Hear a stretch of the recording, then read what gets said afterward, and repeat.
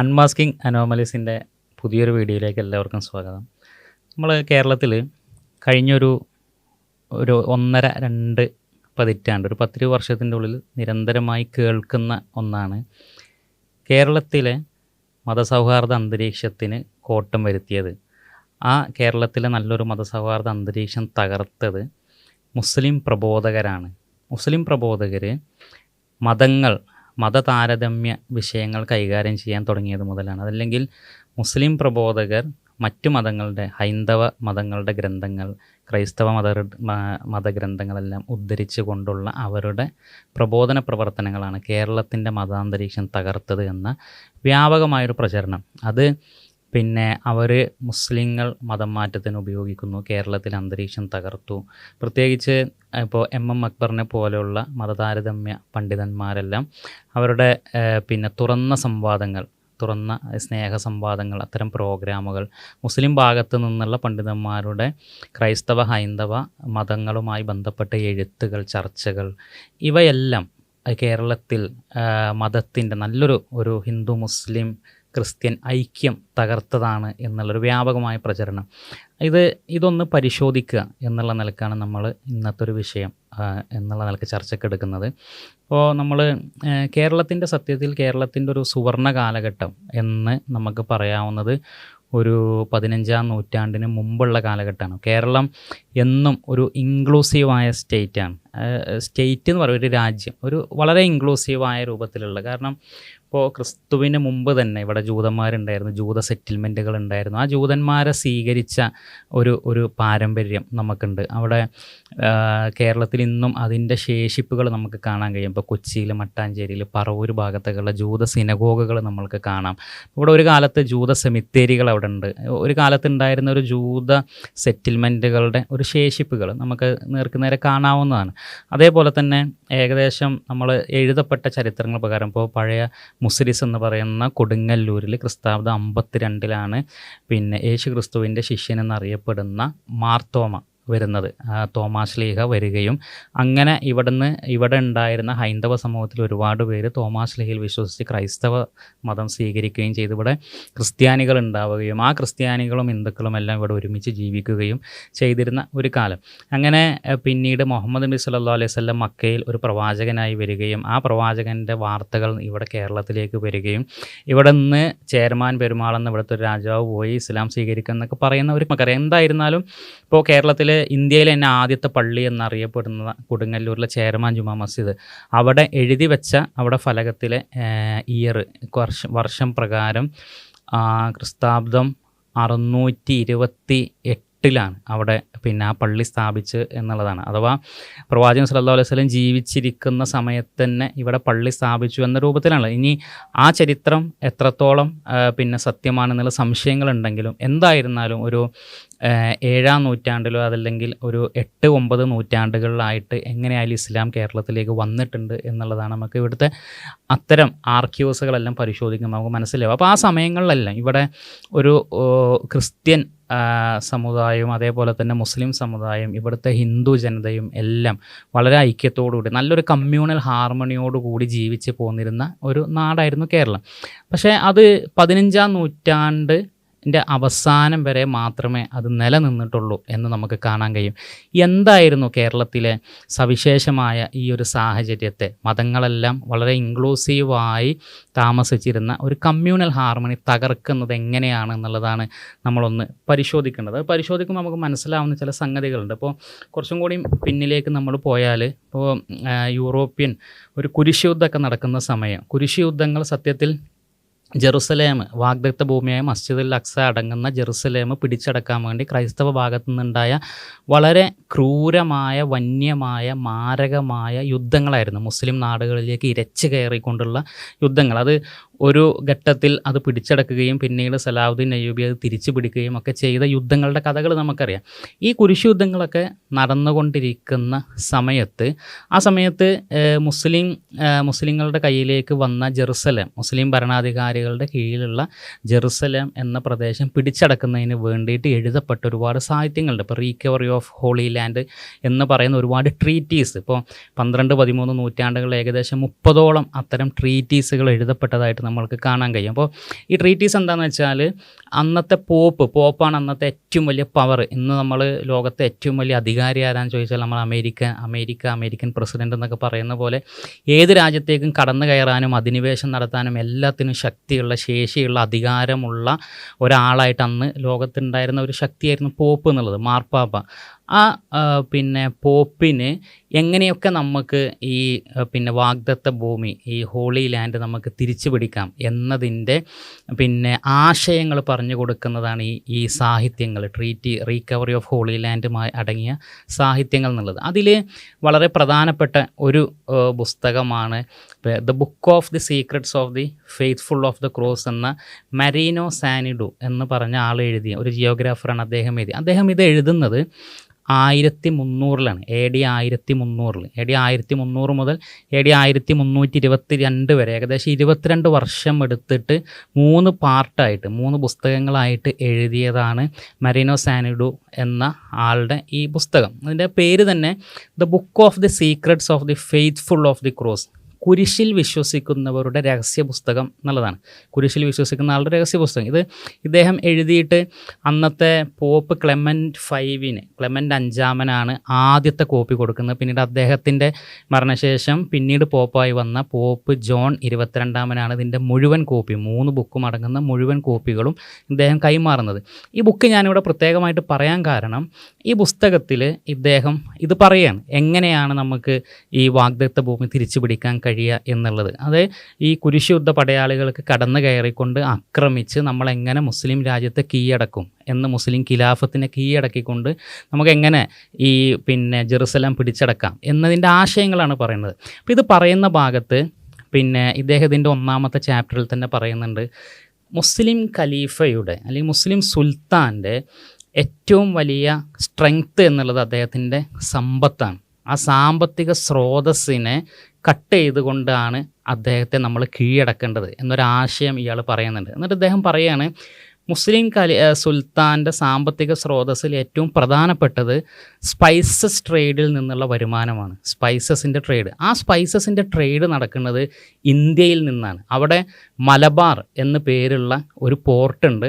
ആ മലബാർ എന്നുള്ള പോർട്ടിൽ നിന്ന്, ആ പ്രദേശത്ത് നിന്നുള്ള കച്ചവടക്കാരിൽ നിന്ന് വരുന്ന സ്പൈസസാണ് മുസ്ലിം നാടുകളിലൂടെ, സുൽത്താൻ ഭരിക്കുന്ന നാടുകളിലൂടെ കടന്നു പോയിക്കൊണ്ടാണ് യൂറോപ്പിലടക്കം സ്പൈസസ് കിട്ടുന്നത്.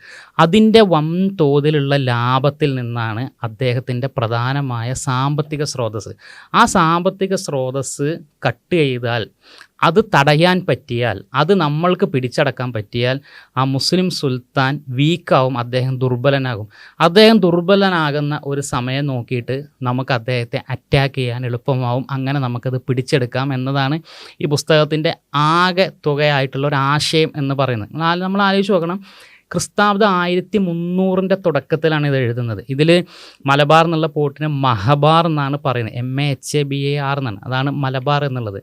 അപ്പോൾ അത് കഴിഞ്ഞിട്ട് പിന്നീട് 2 നൂറ്റാണ്ട് കഴിഞ്ഞിട്ടാണ് ഇന്ത്യയിലേക്ക് ആദ്യത്തെ യൂറോപ്യൻ അധിനിവേശം വരുന്നത്. അത് ഈ പുസ്തകത്തിൻ്റെ ബാക്കിയായിട്ട് വരുന്നതാണ് ആദ്യത്തെ അധിനിവേശം വരുന്നത്. അഥവാ ഏകദേശം 2 നൂറ്റാണ്ടോളം എങ്ങനെ ഈ മലബാറിലേക്ക് എത്താൻ പറ്റും എന്നുള്ള അന്വേഷണങ്ങളാണ് സത്യത്തിൽ യൂറോപ്യൻ ലോകത്ത് മുഴുവൻ നടക്കുന്നത്. അഥവാ എന്തുകൊണ്ടാണ് അത് അത്രയും പ്രസക്തമാകുന്നതെന്ന് ചോദിച്ചാൽ, ഇപ്പോൾ കേരളത്തിൽ നിന്നുള്ള, മലബാറിൽ നിന്നുള്ള സ്പൈസസ് എന്നുള്ളത് ട്രേഡ് ചെയ്യപ്പെടുന്നത് ഇവിടുന്ന് ഈ മിഡിൽ ഈസ്റ്റിലേക്ക്, അഥവാ അന്ന് ഈജിപ്ത് ബേസ് ചെയ്ത് ഭരിക്കുന്ന മംലൂക്ക് സുൽത്താൻ്റെ, അബ്ബാസിയ ഖിലാഫത്തിൻ്റെ കീഴിലുള്ള മംലൂക്ക് സുൽത്താൻ്റെ നാട്ടിലേക്ക് അത് ട്രേഡ് ചെയ്യപ്പെടുകയും അവിടെ നിന്നാണ് മറ്റ് യൂറോപ്യൻ രാജ്യങ്ങളിലേക്കാണ് ഇത് പോകുന്നത്. അപ്പോൾ ഇത് ഈ ഒരു റൂട്ടിലൂടെ പോകുമ്പോൾ ഈസ്റ്റും വെസ്റ്റും തമ്മിലുള്ള എല്ലാ സ്പൈസസ് ട്രേഡിൻ്റെയും ഒരു കീ ഫാക്ടറായിട്ടുള്ള ഒരു ജിയോ പൊളിറ്റിക്കൽ ഫാക്ടർ എന്ന് പറയുന്നത് മലബാറായിരുന്നു.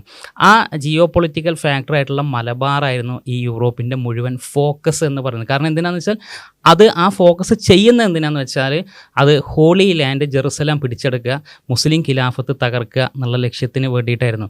അങ്ങനെ ഈ പുസ്തകം എഴുതപ്പെട്ടു, അത് സബ്മിറ്റ് ചെയ്തു. അത് സബ്മിറ്റ് ചെയ്തതിന് ശേഷം പിന്നീട് നമ്മൾ കാണുന്നത് കുറച്ച് കഴിയുമ്പോൾ ചില പാപ്പൽ ബുൾസ് പുറത്തിറങ്ങുന്നതാണ്. എന്നുള്ളതാണ്. അഥവാ ഈ മാർപ്പാപ്പമാർ പോപ്പ് പുറത്തിറക്കുന്ന ചില പ്രത്യേക കമാൻഡുകളുണ്ട്, ഓർഡറുകളുണ്ട്. അതാണ് പാപ്പൽ ബുൾസ്. ചില ആളുകൾക്ക്, ചില രാഷ്ട്രത്തിന് പ്രത്യേക അധികാരം നൽകുന്ന, അത് പ്രത്യേകിച്ച് അന്നത്തെ ഏറ്റവും വലിയ ലോക വൻശക്തിയായ സ്പെയിനും പോർച്ചുഗലിനുമെല്ലാമാണ് ഇങ്ങനത്തെ പാപ്പൽ ബുൾസ് പ്രസിദ്ധീകരിക്കുന്നത്. ഇപ്പോൾ 1450കളിലൊക്കെ കൊടുക്കുന്ന ഒന്ന് രണ്ട് പ്രധാനപ്പെട്ട പാപ്പൽ ബുൾസ് ഉണ്ട്. ഒന്ന് ഡം ഡൈവേഴ്സ് ആണ്. ഡം ഡൈവേഴ്സ് എന്നൊക്കെ വെച്ചാൽ ആഫ്രിക്കൻ നാടുകളൊക്കെ കയറി കൈയടക്കി, ആഫ്രിക്കൻ നാടുകളും അഥവാ ക്രിസ്ത്യാനികളുടേതല്ലാത്ത ഭൂമികൾ കയ്യേറി അവിടെയുള്ളവരെ പിടിച്ചടക്കാനും അടിമകളാക്കാനും ഒക്കെ അനുവാദം കൊടുത്തുകൊണ്ടുള്ള ഓർഡർ, രേഖകളാണ്. അത് ആ പോപ്പിൻ്റെ അധികാരം കിട്ടിയാൽ അത് അവർക്ക് ഈ പിന്നെ ധൈര്യമായിട്ട് അങ്ങോട്ട് പോകാം. അതൊരു അനുമതിയാണ്. ആ നാട്ടിലേക്ക് പോകാം, ആ നാട് പിടിച്ചടക്കാം, അവിടെയുള്ള മുസ്ലിങ്ങളെയും മറ്റുള്ള പിന്നെ സാരസീൻസ് എന്നാണ് അതിൽ മുസ്ലിങ്ങൾക്ക് പറയുന്നത്, ആഫ്രിക്കൻ ആളുകളെയൊക്കെ അടിമകളാക്കാനും പിന്നെ അറ്റ്ലാന്റിക് സ്ലേവ് ട്രേഡൊക്കെ അത് ശക്തിപ്പെടുത്താനൊക്കെ ഉള്ള ആഹ്വാനങ്ങൾ അടങ്ങിയതാണ്. അതിനുശേഷം ഇറങ്ങുന്ന മറ്റൊരു പ്രധാനപ്പെട്ടാണ് പിന്നെ റൊമിനസ് പോണ്ടിഫ്ലക്സ് എന്നുള്ള ഒരു പാപ്പൽ ബുൾസ്. അത് പ്രത്യേകിച്ച് പോർച്ചുഗലിന് ആഫ്രിക്കൻ നാടുകളിലൂടെ ഇന്ത്യയിലേക്കുള്ള സീ റൂട്ട് കണ്ടെത്താനുള്ള ഒരു അനുമതി, ഒരു അധികാരപത്രമായിരുന്നു അത്. ആ പിന്നെ യാത്രയിൽ അവർക്ക് ഏത് തരത്തിലുള്ള നടപടികളും എടുക്കാം എന്നുള്ളതാണ്, ഏത് അക്രമങ്ങളും അയച്ചുവിടാം, അതിനുള്ള ഒരു അനുമതി, ഒരു ഓർഡറായിരുന്നു സത്യത്തിൽ ഈ റൊമാനസ് പോണ്ടിഫ്ലക്സ് എന്നുള്ളത്. അപ്പോൾ ഇത് കിട്ടിയതിന് ശേഷം പിന്നീട് പോർച്ചുഗലിൻ്റെ ഭാഗത്തു നിന്ന് എങ്ങനെയും ഈ ഇന്ത്യ, ഈ മലബാർ എന്നുള്ളൊരു പോർട്ട് കണ്ടെത്താനുള്ള ശ്രമങ്ങളാണ് പിന്നീട് ഉണ്ടാകുന്നത്. ആ ശ്രമങ്ങളുടെ ഭാഗമാണ് സത്യത്തിൽ പിന്നെ ബർത്തലോമാസ് ഡയസിൻ്റെ യാത്രകൾ നമ്മൾ കാണുന്നത്. പിന്നെ സീ റൂട്ട് എക്സ്പ്ലോർ ചെയ്യുക. എന്തിനാ എക്സ്പ്ലോർ ചെയ്യണമെന്ന് വെച്ചാൽ പിന്നെ നമ്മൾ എങ്ങനെയെങ്കിലും ഈ മലബാർ, ഈ സ്പൈസസ് ട്രേഡ് നടക്കുന്ന സ്ഥലം കണ്ടെത്തുക എന്നുള്ള ഒരൊറ്റ ലക്ഷ്യത്തിലാണ്. അതേപോലെ പിന്നെ ക്രിസ്റ്റഫർ കൊളംബസിൻ്റെ യാത്രകൾ, പിന്നെ വാസ്കോഡിഗാമൻ്റെ യാത്രകൾ, ഇങ്ങനെയുള്ള യൂറോപ്യൻ പിന്നെ സീ എക്സ്പ്ലോറേഷനൊക്കെ നമ്മൾ കാണുന്നത് ഈ ഒരു പാപ്പൽ ബുൾസിൻ്റെ അടിസ്ഥാനത്തിലാണെന്നുള്ള നമുക്ക് മനസ്സിലാക്കാൻ പറ്റും. ഇപ്പോൾ ക്രിസ്റ്റഫർ കൊളംബസ് യാത്ര ചെയ്തിട്ട് ഒരു റോങ് ഡയറക്ഷനിലാണ് അദ്ദേഹം പോയിട്ട് നേരെ അമേരിക്കൻ പിന്നെ ദ്വീപിൽ എത്തുകയും അവിടെ അദ്ദേഹം മരിക്കുന്നവരെ വിചാരിച്ചത് ഞാൻ എത്തിയത് ഇന്ത്യയിലായിരുന്നു എന്നുമായിരുന്നു. പിന്നെ ബർത്തലോമാസ് ഡയസിൻ്റെ യാത്ര, പിന്നെ അദ്ദേഹം യൂറോപ്പിൽ നിന്ന് വന്ന് ആഫ്രിക്കൻ മുനമ്പ് ചുറ്റുന്ന സമയത്ത് ശക്തമായ കൊടുങ്കാറ്റിൽ പെട്ടിട്ട് അദ്ദേഹം തിരിച്ചു പോകാൻ ചെയ്തത്. അപ്പോൾ ആ മുനമ്പ്, ശക്തമായ കൊടുങ്കാറ്റുണ്ടായ മുനമ്പ് അദ്ദേഹം പേര് നൽകിയത് കേപ്പ് ഓഫ് സ്റ്റോം എന്നുള്ളതാണ്, കൊടുങ്കാറ്റിൻ്റെ മുനമ്പ് എന്നുള്ളതാണ്. പിന്നീട് കരമാർഗത്തിൽ രണ്ട് പേര് വരുന്നുണ്ട്. പെഡ്രോ ഡി കൊവിൽഹ എന്നൊക്കെ പറഞ്ഞൊരു പോർച്ചുഗീസുകാരൻ, അദ്ദേഹത്തിൻ്റെ കൂടെ അനുയായിട്ടുള്ള ഒരാളും കൂടിയും ഈജിപ്ത് വഴി കരമാർഗം പിന്നെ മറ്റൊരു വേഷത്തിൽ മറ്റൊരു വേഷത്തിൽ അദ്ദേഹം മുസ്ലിം നാടുകളിലൂടെ ഇന്ത്യയിലേക്ക് വരുന്നുണ്ട്. അവർ പിന്നെ ഏകദേശം വാസ്കോഡിഗാമ കേരളത്തിലെത്തുന്നതിൻ്റെ ഒരു 10 വർഷം മുമ്പ് ഇന്ത്യയിലെത്തുകയും കേരളത്തിലെത്തുകയും കോഴിക്കോട് വരികയും ഒക്കെ ചെയ്തതായിട്ടുള്ള രേഖകൾ നമുക്ക് കാണാൻ കഴിയും. അവിടുന്ന് തിരിച്ചു പോയിട്ട് ഇവിടെ നിന്നുള്ള വിവരങ്ങൾ അങ്ങോട്ട് കൊടുക്കുകയും അത് അടിസ്ഥാനത്തിലാണ് കുറച്ചും കൂടി വിപുലമായിട്ട് വാസ്കോഡിഗാമയുടെ വരവ് വരുന്നത്. കാരണം ആ സമയമാകുമ്പോഴത്തേക്കും കേപ്പ് ഓഫ് സ്റ്റോം എന്നുള്ള മുനമ്പ്, ആ മുനമ്പിൻ്റെ പേര് മാറ്റി ആഫ്രിക്കൻ മുനമ്പിന് കേപ്പ് ഓഫ് ഗുഡ് ഹോപ്പ്, പ്രതീക്ഷയുടെ മുനമ്പായി അത് മാറുകയാണ് പിന്നീട് ചെയ്യുന്നത്. അപ്പോൾ ആ ആഫ്രിക്കൻ മുനമ്പ് കേപ്പ് ഓഫ് ഗുഡ് ഹോപ്പ് ചുറ്റി വന്നാൽ മഡഗാസ്കർ ദ്വീപ് വഴി പിന്നീട് ഈ ഇന്ത്യയുടെ കേരളത്തിലേക്ക് എത്താം എന്നുള്ള റൂട്ട് അവർക്ക് കിട്ടുകയും അങ്ങനെയാണ് വാസ്കോഡിഗാമ അടക്കം കേരളത്തിലേക്ക് വരുന്നത്. 1498 വാസ്കോഡിഗാമ ഏകദേശം 4 കപ്പലിലൊരു വലിയ സംഘം കേരളത്തിലേക്ക് വരുന്നത്. അത് വരുന്നതും ഇപ്പോൾ അവർ സത്യത്തിൽ വാസ്കോഡിഗാമയൊക്കെ ഓർഡർ ഓഫ് ക്രൈസ്റ്റ് എന്നുള്ള ഒരു ഗ്രൂപ്പിൻ്റെ ഭാഗമാണ്. ഓർഡർ ഓഫ് ക്രൈസ്റ്റ് അന്ന് പോർച്ചുഗലിൻ്റെ ഈ നടപടികൾക്കെല്ലാം അത് അച്ചീവ് ചെയ്യാൻ വേണ്ടിയിട്ട് അതിനുള്ള ഒരു മിലിറ്ററി റിലീജിയസ് ഓർഗനൈസേഷനാണ്, ഒരു മിലിറ്ററി സംഘമാണ് സത്യത്തിൽ ഓർഡർ ഓഫ് ക്രൈസ്റ്റ്. ആ ഓർഡർ ഓഫ് ക്രൈസ്റ്റിൻ്റെ ഒരു മെമ്പറും ലീഡറും ഒക്കെ ആയിരുന്നു വാസ്കോഡിഗാമ. ആ വാസ്കോഡിഗാമയും ടീമും ഇങ്ങോട്ട് വരുന്നത് ഇതൊക്കെ ഈ ഒരു കുരിശ് യുദ്ധത്തിൻ്റെ ഈ ഒരു ഭാഗമായിട്ടാണ് ഇങ്ങോട്ട് വരുന്നത്. ഇങ്ങനെ വരുമ്പോഴും അവരുടെ ലക്ഷ്യം ഇവിടെയുള്ള മുസ്ലിങ്ങളാണ് അവരുടെ ഒരു ടാർഗറ്റ്. രണ്ടാമത്തത് ഈ സ്പൈസസ് ട്രേഡ്, അത് അധിനിവേശം ചെയ്ത് കൈക്കലാക്കുകയും അതിലൊരു മൊണോപ്പൊളി ഉണ്ടാക്കുകയും അങ്ങനെ മുസ്ലിം സുൽത്താനിലേക്ക് പോകുന്ന സാമ്പത്തിക സ്രോതസ്സിനെ ഇല്ലാതാക്കുകയും അങ്ങനെ അവരുടെ പിന്നെ ആ നാടുകളിലേക്ക് കയ്യേറി ജെറുസലേം പിടിച്ചെടുക്കുക എന്നുള്ളതാണ് പ്ലാൻ. ഇതാണ് നമുക്ക് ചരിത്രം പരിശോധിക്കുമ്പോൾ മുഴുവനായിട്ട് മനസ്സിലാവുക. ഇനി അങ്ങനെ ഇവർ പിന്നെ വാസ്കോഡിഗാമ ഇവിടെ വന്നതിന് ശേഷമുള്ള അവസ്ഥകൾ നമുക്കറിയാം. വാസ്കോഡിഗാമ വന്നതിന് ശേഷം സ്വാഭാവികമായിട്ടും മുസ്ലിങ്ങളെ സ്പൈസസ് ട്രേഡിൽ നിന്ന് പുറത്താക്കണം എന്നുള്ള ഒരു റിക്വസ്റ്റ് സാമൂതിരിക്ക് കൊടുക്കുന്നതും സാമൂതിരി അത് നിരസിക്കുന്നതും സാമൂതിരിയും മുസ്ലിങ്ങളും കൂടിയിട്ട് പിന്നെ പോർച്ചുഗലുമായി യുദ്ധം തുടങ്ങുന്നതൊക്കെ നമുക്ക് കാണാം. ഏകദേശം 100 വർഷം നീണ്ടു നിന്ന യുദ്ധം, 1500 മുതൽ ക്രിസ്താബ്ദം 1600 വരെ ഒരു 100 വർഷം നീണ്ടു നിന്നൊരു യുദ്ധം നടക്കുന്ന നമുക്ക് കാണാം. ഈ പിന്നെ സമയങ്ങളിൽ അന്ന് എഴുതപ്പെട്ട കേരളത്തിൻ്റെ ഒരു ചരിത്ര ഗ്രന്ഥമായിട്ട് നമ്മൾ വായിക്കുന്ന ഒന്നാണ് തൗഫത്തുൽ മുജാഹിദീൻ, സൈനുദ്ദീൻ മക്തൂം രണ്ടാമൻ്റെ തൗഫത്തുൽ മുജാഹിദീൻ. തൗഫത്തുൽ മുജാഹിദീൻ വായിക്കുമ്പോൾ നമുക്ക് മനസ്സിലാവും എങ്ങനെയായിരുന്നു ഈ പോർച്ചുഗീസുകാർ മുസ്ലിങ്ങളോട് പെരുമാറിയിരുന്നത് എന്നുള്ളത്. അവർ പിന്നെ മുസ്ലിങ്ങളെ പ്രത്യേകമായി ഉപദ്രവിക്കുക, അവരുടെ കച്ചവടങ്ങൾ തകർക്കുക, അവരുടെ ആരാധനാലയങ്ങൾ തകർക്കുക, അവരുടെ വേദഗ്രന്ഥങ്ങൾ കത്തിക്കുക, നശിപ്പിക്കുക, പിന്നെ ചില വഴിയിൽ മുസ്ലിങ്ങളെ കടത്തിയിട്ട് അവരുടെ മുകളിലൂടെ നടന്നു പോവുക, ഇങ്ങനെയുള്ള പ്രവർത്തികളൊക്കെ ചെയ്യുന്നതായിട്ട് അന്ന് സമകാലികമായി അത് അനുഭവിച്ചിരുന്ന ഒരാളുടെ രേഖ എന്നുള്ള നിലക്ക്, അന്ന് എഴുതപ്പെട്ടൊരു പുസ്തകം എന്നുള്ള നിലക്ക് തൗഫത്തുൽ മുജാഹിദീനിൽ നമുക്ക് വായിക്കാൻ പറ്റും. അപ്പോൾ ഈ രൂപത്തിലായിരുന്നു പോർച്ചുഗീസുകാർ കേരളത്തിൽ ചെയ്തിരുന്ന സംഗതികൾ. അപ്പോൾ അതുവരെ കേരളത്തിലുണ്ടായിരുന്ന ഒരു കമ്മ്യൂണൽ ഹാർമണി തകരുന്നത് സത്യത്തിൽ ഈ 1498 മുതലാണ്. എന്താണ് 1498 പ്രത്യേകമായി സംഭവിച്ചതെന്ന് ചോദിച്ചാൽ അത് ചരിത്രത്തിൻ്റെ ഒരു ദശാസന്ധിയായിരുന്നു. അവിടെ നിന്നാണ് ഇന്ത്യയിലേക്ക് ആദ്യത്തെ അധിനിവേശം വരുന്നത്. ആ അധിനിവേശം വരുന്നത് ക്രിസ്ത്യൻ വലതുപക്ഷ തീവ്രവാദ ഗ്രൂപ്പിൽ നിന്നുള്ള ഒരു കുരിശുയുദ്ധ ഗ്രൂപ്പിൽ നിന്നുള്ള ഒരു അധിനിവേശമാണ് സത്യത്തിൽ ഇന്ത്യയിലേക്ക്, കേരളത്തിലേക്ക് വന്നത് എന്നുള്ളതാണ് നമുക്ക് മനസ്സിലാവുക. അതാണ് കേരളത്തിൽ അത് മുസ്ലിങ്ങളോട് മാത്രമല്ല, ഇവിടെ അന്ന് ആദ്യമായി കേരളത്തിൽ വന്ന് ഇവിടെ താമസിച്ചിരുന്ന ഇവിടുത്തെ ക്രിസ്ത്യാനികളുണ്ടായിരുന്നു, ക്രിസ്ത്യൻ പിന്നെ വിശ്വാസികളായ മാർത്തോമ ക്രിസ്ത്യാനികൾ. ആ മാർത്തോമ ക്രിസ്ത്യാനികളെപ്പോലും അവരെപ്പോലും റോമനൈസ് ചെയ്യാനുള്ള ശ്രമങ്ങൾ ഈ പിന്നെ പോർച്ചുഗീസ് പിന്നെ റോമൻ കത്തോലിക്ക ഭാഗത്തു നിന്ന് ഉണ്ടായിട്ടുണ്ട്. അത് ഉണ്ടായെന്ന് വെച്ചാൽ അവർ പിന്നെ ഗോവ കേന്ദ്രമായി പോർച്ചുഗീസിൻ്റെ ആസ്ഥാനം ഉണ്ടാവുകയും ആ ഗോവ കേന്ദ്രമായ ആസ്ഥാനത്ത് നിന്ന് ഒരു ഉദയംപേരൂർ സുനഹദോസ് നടക്കുന്നുണ്ട് ക്രിസ്താബ്ദം 1599. ഉദയംപേരൂർ സുനഹദോസ് വളരെ കേരള ചരിത്രത്തിലെ ഏറ്റവും പ്രശസ്തമായൊരു സുനഹദോസ്, ഒരു ക്രിസ്ത്യൻ ഒരു സമ്മേളനമാണ്. ആ സമ്മേളനത്തിൽ സത്യത്തിൽ സംഭവിക്കുന്നതെന്ന് വെച്ചാൽ ഇവിടുത്തെ സുറിയാനി ക്രിസ്ത്യാനികൾ, കേരളത്തിൽ തനതായി പണ്ട് മുതലേ ഉണ്ടായിരുന്ന സുറിയാനി ക്രിസ്ത്യാനികളെ അവരെ റോമനൈസ് ചെയ്ത് അവരുടെ ആചാരങ്ങളെ മുഴുവൻ ഒരു കത്തോലിക്ക രീതിയിലേക്ക് മാറ്റാനുള്ള ഒരു ശ്രമത്തിൻ്റെ ഭാഗമായിട്ട് നടന്നാണ് ഉദയംപേരൂർ സുനഹദോസ്. അങ്ങനെ ഈ ഉദയംപേരൂർ സുനഹദോസിന് ശേഷം അത് പിന്നെ കേരളത്തിലെ ക്രിസ്ത്യൻ ചർച്ചകളിൽ പാലിക്കപ്പെടുന്നുണ്ടോ എന്നുള്ളത് നോക്കാൻ ചില ബിഷപ്പുമാർ കടന്നു വരികയുണ്ടായിട്ടുണ്ട്. അവിടെ പിന്നീടും ഉപയോഗിച്ചിരുന്ന സുറിയാനി ക്രിസ്ത്യാനികളുടെ ഗ്രന്ഥങ്ങളെല്ലാം കത്തിക്കുന്നതായിട്ടൊക്കെ നമുക്ക് ചരിത്രത്തിൽ കാണാൻ കഴിയും. അങ്ങനെ ഇവിടുത്തെ ക്രിസ്ത്യാനികളുടെ വിശ്വാസത്തിൻ്റെ മേലെ കടന്നാക്രമിക്കുന്ന ഒരു രൂപം നമുക്ക് 15-ാം നൂറ്റാണ്ടിന് ശേഷം നമുക്ക് കേരളത്തിൽ ഉണ്ടായതായിട്ട് കാണാൻ കഴിയും. പിന്നീട് പിന്നെ ഇവിടുത്തെ സുറിയാനി മാർത്തോമ ക്രിസ്ത്യാനികൾ അവർ ഇതിനോട് പ്രതിഷേധിക്കുന്നത് കേരളത്തിലെ ചരിത്രത്തിൽ വലിയൊരു സംഭവമായിരുന്നു. കൊച്ചിയിലെ മട്ടാഞ്ചേരിയിൽ നടന്ന കൂനൻകുരിശ് പ്രതിജ്ഞ എന്ന് പറയുന്നത്. അത് അന്ന് പിന്നെ ഏകദേശം 2500ഓളം വരുന്ന സുറിയാനി ക്രൈസ്തവർ അവർ ഇതിനോടുള്ളൊരു പ്രതിഷേധ സൂചകമായിട്ടൊരു വലിയ കുരിശിൽ ഒരു കയറ് കെട്ടിയിട്ട് ആ കയറിൽ ഓരോരുത്തരും പിടിച്ചിട്ട് ചെയ്ത ഒരു പ്രതിജ്ഞ ഉണ്ട്. ആ പ്രതിജ്ഞയാണ് കൂനൻകുരിശ് പ്രതിജ്ഞ എന്ന പേരിൽ നമ്മൾ അറിയപ്പെടുന്നത്. ഇത് അവരുടെ സ്വന്തം ആചാരങ്ങളെ റോമനൈസ് ചെയ്യുന്നതിൽ നിന്ന് അത് പോർച്ചുഗീസുകാർ അധിനിവേശം ചെയ്യുന്നതിനോട് ഉള്ള പ്രതിഷേധ സൂചകമായിട്ടായിരുന്നു ഈ ഒരു കൂനൻകുരിശ് പ്രതിജ്ഞയൊക്കെ നടക്കുന്നത്. അപ്പോൾ ഇങ്ങനെ കേരളത്തിൻ്റെ ഒരു കമ്മ്യൂണൽ ഹാർമണിയെ തകർക്കുന്ന ഒന്നായിരുന്നു സത്യത്തിൽ ഈ ഒരു അധിനിവേശം അല്ലെങ്കിൽ ഈ ക്രുസൈഡിൻ്റെ വരവ് എന്നുള്ള നമുക്ക് കാണാം.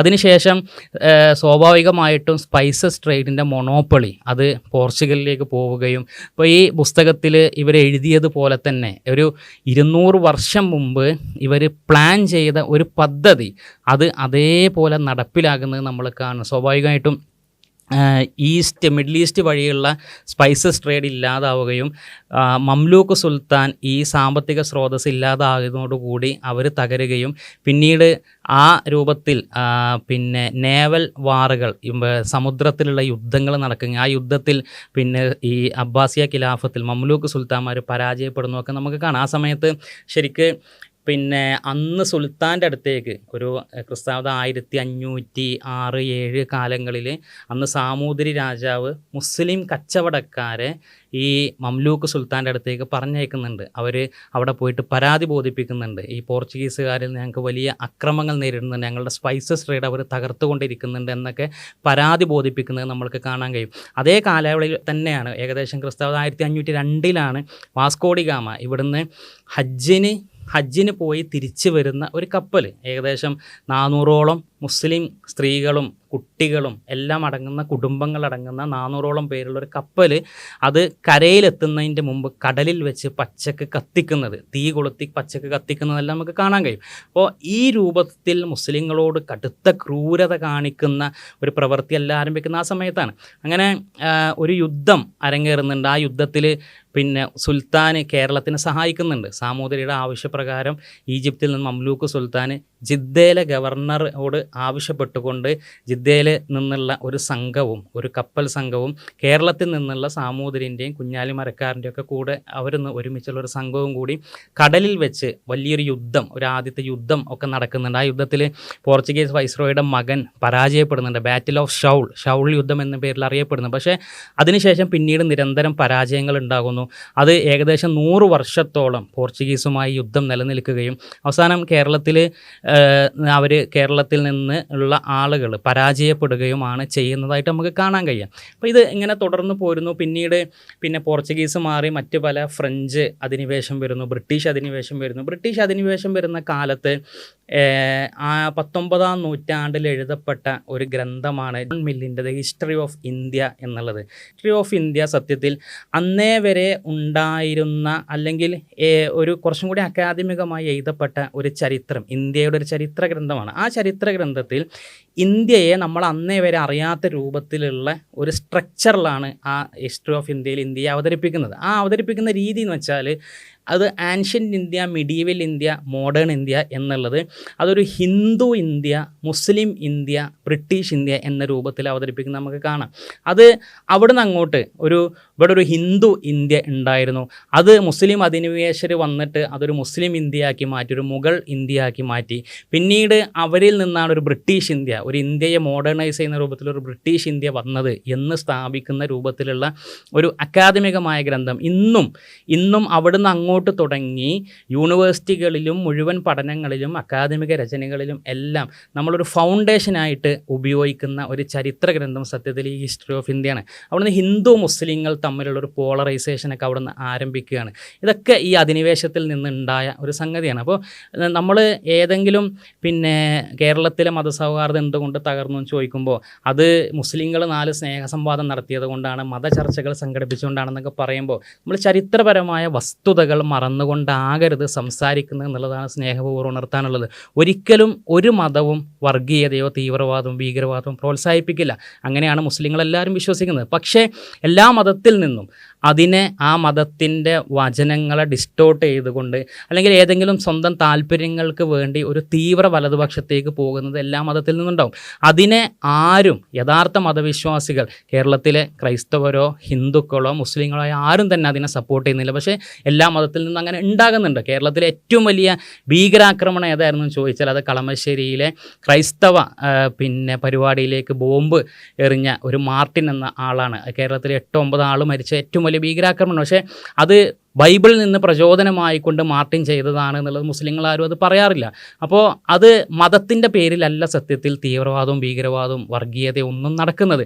പക്ഷേ അത് ഇവിടെ മുസ്ലിങ്ങൾ മതം ചർച്ച ചെയ്യുന്നത് കൊണ്ടാണ്, സ്നേഹസംവാദങ്ങളും ക്വസ്റ്റ്യൻ ആൻസർ പരിപാടികളൊക്കെ ഉണ്ടാകുന്നത് കൊണ്ടാണ് ഇവിടെ മതവർഗീയതകൾ ഉണ്ടായത് എന്ന് പറയുന്നത് തീർത്തും ബാലിശമായ ഒരു ആരോപണമാണ്. മതങ്ങൾ തുറന്ന് ചർച്ച ചെയ്യുമ്പോഴാണ് ആളുകൾ കൂടുതൽ അടുക്കുന്നത്. സത്യത്തിൽ വർഗീയത ഇല്ലാതാകാൻ വേണ്ടത് മനുഷ്യൻ മതങ്ങൾ പഠിക്കുക എന്നുള്ളതാണ്. ആദ്യം അവനവൻ്റെ വേദഗ്രന്ഥങ്ങൾ വായിക്കണം, അവനവൻ്റെ വേദഗ്രന്ഥത്തിൽ നിന്ന് സ്വന്തം മതത്തെ പഠിക്കണം, പിന്നീട് മറ്റുള്ളവരുടെ മതങ്ങളുടെ വേദഗ്രന്ഥങ്ങളെക്കുറിച്ച് പഠിക്കാനുള്ളൊരു താല്പര്യം ഉണ്ടാവണം. ആരെങ്കിലും അത് ചർച്ച ചെയ്യുന്നെങ്കിൽ ആ ചർച്ചയിൽ നമ്മൾ സഹകരിക്കണം. അവിടെ പോയി നമുക്ക് തുറന്ന് ചർച്ച ചെയ്യാം, നല്ല രൂപത്തിൽ വിമർശിക്കാം. ആ രൂപത്തിൽ മുന്നോട്ട് പോകുമ്പോഴാണ് സത്യത്തിൽ ഒരു കമ്മ്യൂണൽ ഹാർമണി ഡെവലപ്പ് ചെയ്യാൻ പറ്റുക. അതല്ലെങ്കിൽ അതിനെ നമ്മൾ തടയുമ്പോഴാണ്, അല്ലെങ്കിൽ ഏതെങ്കിലും മതത്തെ നമ്മൾ കുറ്റം പറഞ്ഞുകൊണ്ട് നിന്ദിക്കുമ്പോഴോ ഒക്കെയാണ് സത്യത്തിൽ മതവർഗീയതകൾ ഉണ്ടാവണം എന്നുള്ളത് നമ്മൾ മനസ്സിലാക്കുക. അപ്പോൾ ഏതെങ്കിലും മതത്തെ വർഗീയമായി ചിത്രീകരിക്കുമ്പോൾ അല്ലെങ്കിൽ ഏതെങ്കിലും ഒരു കമ്മ്യൂണിറ്റിയാണ് ഇവിടുത്തെ കമ്മ്യൂണൽ ഹാർമണി തകർത്തതെന്ന് പറയുമ്പോൾ സത്യത്തിൽ ചരിത്രം പരിശോധിച്ചാൽ നമുക്ക് ബോധ്യപ്പെടുന്ന സംഗതികൾ നമ്മൾ മനസ്സിലാക്കണമെന്നാണ് ഈ വീഡിയോയിൽ പറയാനുള്ളത്. അടുത്തൊരു വീഡിയോയുമായി വീണ്ടും കാണാം.